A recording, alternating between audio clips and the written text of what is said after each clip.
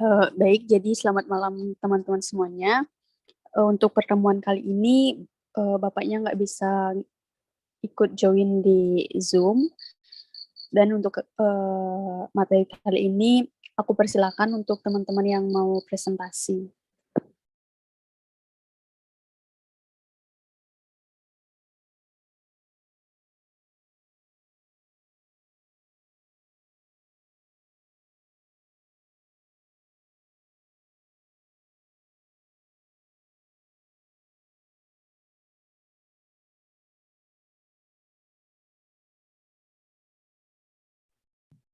Baik, di sini saya akan mempresentasikan penerimaan penugasan dan perencanaan perusahaan. Sebelumnya, selamat malam Bapak dan teman-teman semua. Sebelum lanjut ke materi, persilakan saya memperkenalkan anggota kelompok saya. Yang pertama itu Muhammad Raihan Ali dengan NIM 2117051256 sebagai pemateri pertama, dan saya sendiri Madianka Widarnyana 2117051270 sebagai moderator dan pemateri 2. Baik, materi yang pertama akan disampaikan oleh teman saya. Waktu dan tempat saya persilakan. Baik, terima kasih atas waktu yang telah diberikan. Di sini saya akan menjelaskan tentang penerimaan, penugasan, dan perencanaan audit.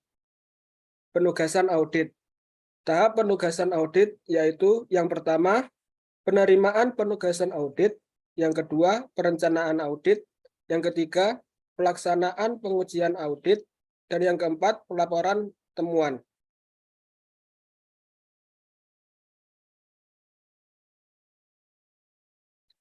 Selanjutnya yaitu langkah-langkah dalam penerimaan penugasan audit. Yang pertama yaitu mengevaluasi integritas manajemen. Yang kedua, mengidentifikasi keadaan-keadaan khusus dan risiko tidak biasa. Yang ketiga, menetapkan kompetensi untuk melakukan audit. Yang keempat, mengevaluasi independensi. Yang kelima, menentukan kemampuan untuk bekerja dengan cermat dan seksama. Dan yang keenam, menyiapkan surat penugasan. Selanjutnya, mengidentifikasi keadaan khusus dan risiko tidak biasa. Yang pertama, mengidentifikasi pemakai laporan keuangan auditan, ada permintaan laporan tambahan. Yang kedua, memperkirakan adanya persoalan hukum dan stabilitas keuangan klien auditor, menghindari risiko litigasi. Yang ketiga, mengevaluasi auditabilitas perusahaan klien, ada atau tidak catatan keuangan. Selanjutnya, menetapkan kompetensi untuk melaksanakan audit. Menetapkan tim audit umumnya terdiri dari yang pertama, satu partner, bertanggung jawab seluruh penugasan. Yang kedua, satu atau lebih manajer, bertanggung jawab untuk koordinasi dan supervisi. Yang ketiga, satu atau lebih senior, bertanggung jawab terhadap program audit dan supervisi staf asisten. Dan yang keempat, staf asisten yang mengerjakan prosedur audit yang diperlukan. Mempertimbangkan kebutuhan konsultasi dan penggunaan spesialis, misalnya appraiser, insinyur tambang, aktuaris, penasihat hukum, dan lain-lain.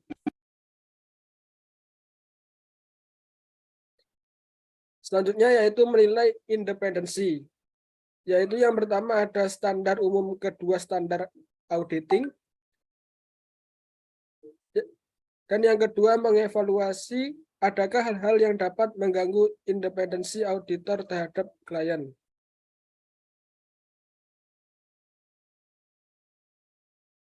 Selanjutnya yaitu perencanaan audit. Langkah-langkah dalam perencanaan audit yaitu yang pertama mendapatkan pemahaman tentang bisnis dan bidang usaha klien. Yang kedua melaksanakan prosedur analitis.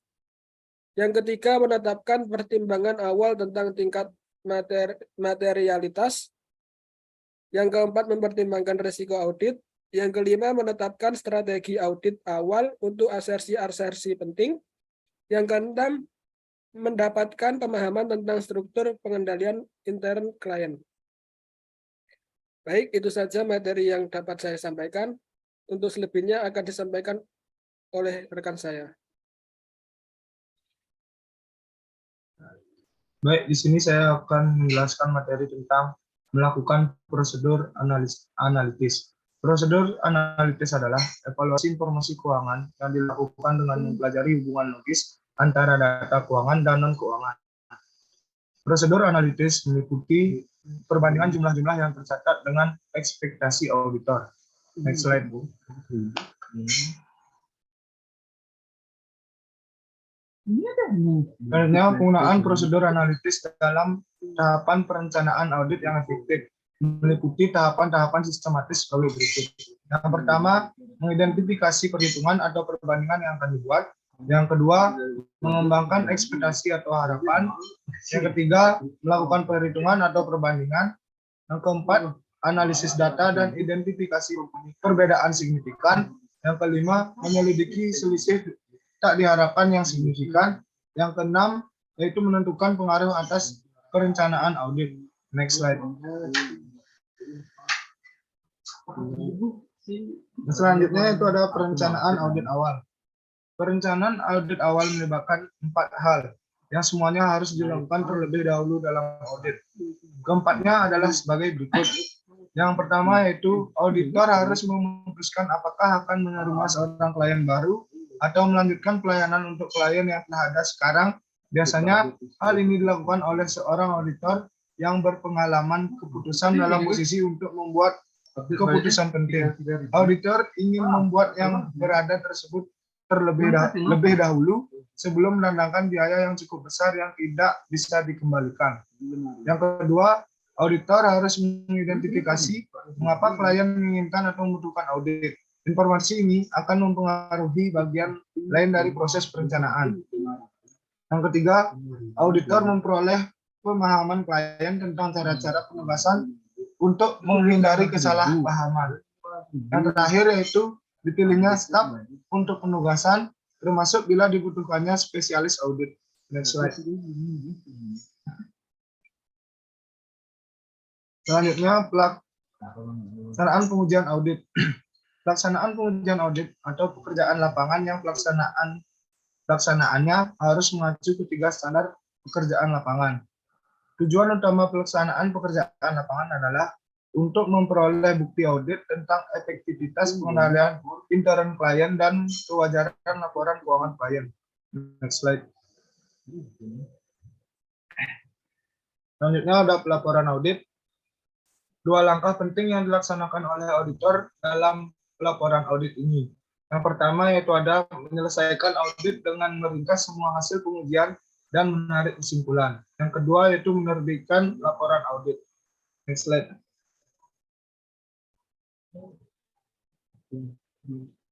Selanjutnya ada menyelesaikan audit dengan meringkas semua hasil pengujian dan menarik kesimpulan. Setelah semua prosedur audit yang diperlukan selesai dilaksanakan, auditor perlu menggabungkan informasi yang dihasilkan melalui berbagai prosedur audit tersebut untuk menarik kesimpulan secara menyeluruh dan memberikan pendapat atas kewajaran laporan keuangan auditan. Proses ini sangat subjektif sifatnya, yang sangat tergantung pada pertimbangan profesional auditor. Next. Selanjutnya, menerbitkan laporan audit. Penyajian laporan audit yang berisi pernyataan pendapat atau pernyataan tidak memberikan pendapat atas laporan keuangan auditan. Next. Baik, sekian pemaparan materi dari kelompok kami. Jika rekan-rekan sekalian yang ingin bertanya, silakan ketik pertanyaannya di kolom komentar. Sekian, terima kasih.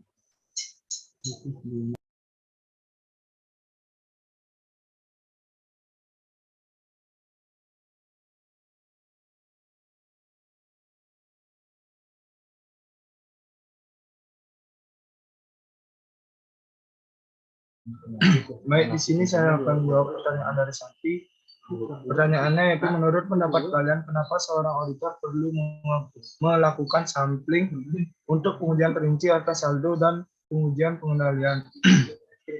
Sebelumnya, sampling audit adalah penerapan prosedur audit terhadap kurang dari 100 unsur dalam suatu saldo akun atau kelompok transaksi dengan tujuan untuk menilai beberapa karakteristik saldo akun atau kelompok transaksi tersebut. Auditor seringkali mengetahui di mana saldo-saldo akun dan transaksi yang mungkin sekali mengandung salah saji. Auditor mempertimbangkan pengetahuan ini dalam perencanaan prosedur auditnya, termasuk sampling audit. Auditor biasanya tidak memiliki pengetahuan khusus tentang saldo-saldo akun atau transaksi lainnya yang menurut pertimbangannya perlu diuji untuk memenuhi tujuan auditnya. Dalam hal ini, maka sampling audit itu sangat berguna dalam pengujian rinci atas saldo dan pengujian pengendalian tersebut. Baik, untuk Santi, apakah bisa diterima jawabannya? Baik, Andika, terima kasih atas jawabannya. Untuk jawabannya aku terima. Baik, jika ada yang ingin menambahkan, dipersilahkan.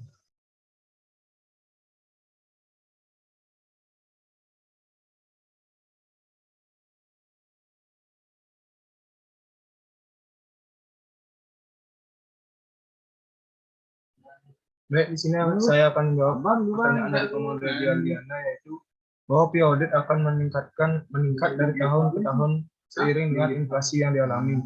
Coba jelaskan apa penyebab inflasi pada fee audit? Apakah sama dengan penyebab inflasi pada umumnya?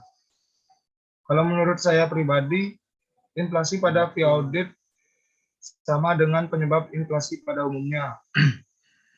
Jadi penyebab inflasi yaitu ada 3 hal. Yang pertama yaitu tingginya permintaan. Kenaikan harga-harga ini disebabkan karena ketersediaan barang yang tidak sepadan dengan tingginya permintaan. Biasanya karena stok barang menipis dan permintaan sangat tinggi, maka stok barang tersedia mengalami kenaikan harga. Begitupun di bidang jasa, jika ada pembatasan kuota penggunaan jasa, maka akan terjadi kenaikan harga. Yang kedua, yaitu meningkatnya biaya produksi atau cost push inflation. Yaitu apabila sektor produksi naik seperti bahan baku atau upah pegawai, maka produsen akan menaikkan harga supaya pendapatan, keuntungan, dan kegiatan produksi bisa berlanjut terus dalam jangka panjang. Dan terakhir yaitu jumlah uang yang beredar. Peredaran uang yang tinggi di masyarakat juga bisa menyebabkan terjadinya inflasi. Hal ini dikarenakan ketika jumlah uang di masyarakat meningkat, maka harga barang akan ikut mengalami kenaikan. Baik, apakah dapat diterima? Baik, terima kasih jawabannya, Andika. Dapat terima. Baik, untuk teman-teman, jika ada yang mau menambahkan, dipersilakan.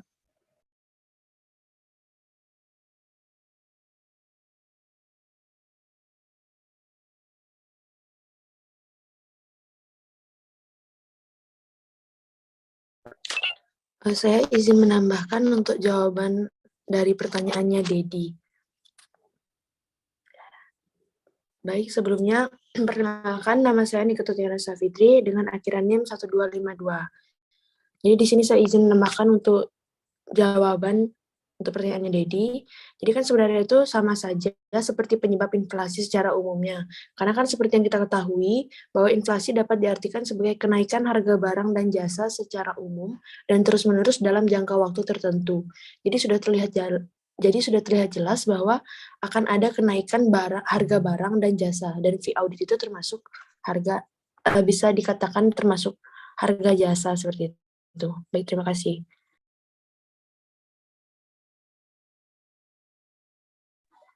Baik, terima kasih Yohana tambahan.